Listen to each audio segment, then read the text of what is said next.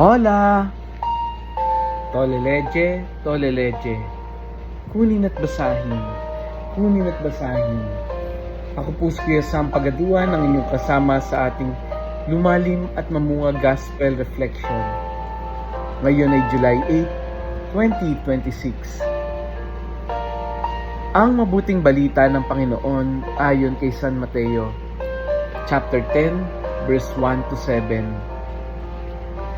Noong panahong iyon, tinipon ni Jesus ang 12 alagad at binigyan ng kapangyarihang magpalayas ng masasamang espiritu at magpagaling ng mga may karamdaman. Ito ang pangalan ng 12 apostol.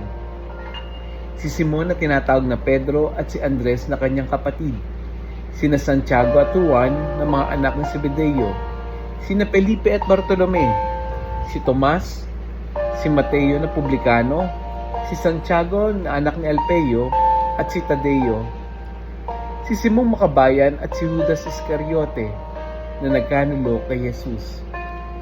Ang 12 ito'y isinugo ni Jesus at kanyang pinagbilinan. Huwag kayong pupunta sa lugar ng mga hentil o alinmang bayan ng mga Samaritano.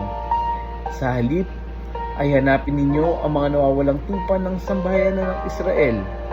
Humayo kayo at ipangaral ninyo na malapit na ang pag-ahari ng Diyos. Ang mabuting balita ng Panginoon. Pinupuri ka namin, Panginoong Hesukristo. Happy Wednesday po sa inyong lahat. Sa gospel natin ngayon, tinawag ni Jesus ang kanyang 12 alagad. Kapansin-pansin na ang pinili niya ay hindi pare-pareho.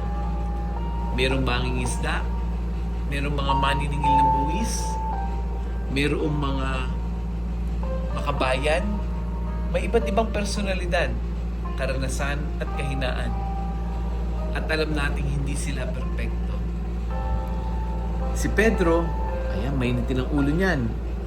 Si Tomas, siya yung doubting, no? Siya yung nagduda. Si Mateo, maniningil ng buwis. At si Judas Iscariote, yung nagkanulo kay Jesus. Gayunpaman, sila ang pinili ni Jesus. Pagkatapos silang tawagin, binigyan nila sila ng kapangyarihan na magpalayas ng masasamang espiritu at magpagaling ng mga may sakit. At sa kanya sila isinugo na ipahayag na malapit na ang kaharian ng Diyos. Pag tinignan natin pagkakasunod-sunod, ang unang ginawa ay tinawag, binigyan ng kakayahan, at isinugo. Hindi sila isinugo dahil handa na sila.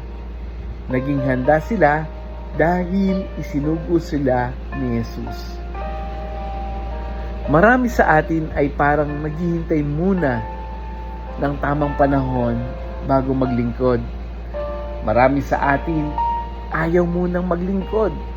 Kasi anong sinasabi ko, mapakarami ko pang ginagawa. Nag-aaral pa ako, nag-aaral pa anak ko, maliliit pa yung mga apo ko. Nako, saka na lang ako magsaserve kapag wala na akong problema. O kaya naman wag na, tsaka na lang pagka mas mabait na ako, kapag mas banal na ako. O kaya kapag nag-retire na ako. Pero paano kung hindi na dumating yung pakiramdam mo na ready ka na? Sa totoo lang, halos lahat ng tinawag ng Diyos sa Bible ay laging sinasabi nila, hindi ako handa. Maaring ikaw na nakikinig ngayon, tinatawag ka rin na, tara, maglingkod tayo, mag-serve tayo sa pamamagitan ng inyong simbahan, sa pamamagitan ng inyong ministry.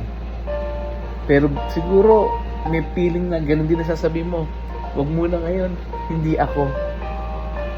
Pero pansinin mo, hindi sumigot si Jesus na sasabihin niya sa iyo na, sige, kapag ka na lang perfect ka na, basta ang paanyaya lang ni Jesus sa atin, sumunod ka. Kasi ang tawag ng Diyos ay hindi para sa mga perpekto. Ito ay paanyaya para sa mga handang magtiwala. Ang gusto kong pagnilayan natin ay isa pang detalye ngayon. Bago ipinadala ni Jesus yung mga alagad, tinawag muna tinawag muna niya sila. No. Napakahalaga nito. Hindi tayo tinatawag para maging busy. Tinawag muna tayo para makasama siya. Kasi ang tunay na misyon ay hindi nagmumula sa sarili nating galing. Nagmumula ito sa relasyon natin kay Kristo. Dahil kapag wala tayong relasyon kay Jesus, napakadali nating ma-burnout. Madali tayong mawalan ng direksyon. Madaling uminit ang ulo natin sa paglilingkod. Kaya, let's stay with Jesus. May maiaambag ka at yan ka inaanyayahan ni Jesus. Kaya ngayong araw na ito, sa ating panalangin, idalangin natin na, Lord, use me. Gamitin mo ako. Narito lang ako. At isa sa maganda nating pagnilayan ngayon, ano ba yung pumipigil sa iyo na tumugon sa tawag ni Jesus? Let us pray. Panginoon, salamat dahil tinawag mo kami at kahit alam mo ang aming kahinaan. Kapag kami ay natatakot, bigyan mo kami ng lakas. Kapag pakiramdam namin ay hindi kami sapat, ipaalala mo ikaw ang nagbibigay ng kakayahan. Hubugin mo ang aming puso upang maging tapat sa maliit na paglilingkod.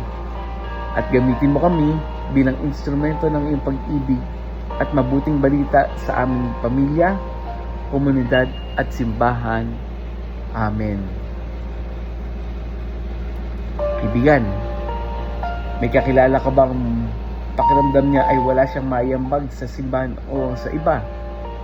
Mga taong iniisip niya na hindi siya karapat-dapat na gamitin ng Diyos. I-share natin yung audio gospel na ito. Hindi mo alam, baka sa simpleng pag-share mo ay maging paalala sa kanya na hindi hinahanap ni Jesus yung magagaling. Hinahanap niya yung mga pusong handang sumunod. Baka ikaw rin yon. Share natin yung audio gospel na ito sa ating mga kaibigan, sa ating mga kakilala, sa GC natin, sa mga classmates natin, ka-workmate natin, sa pamilya natin. Muli, ako po si Kuya Sam Pagado, lagi nag-aanyaya. Halina, tayo ay lumalim at mamunga. Lumalim sa pananampalataya at mamunga na mabubuting gawa. God bless us all.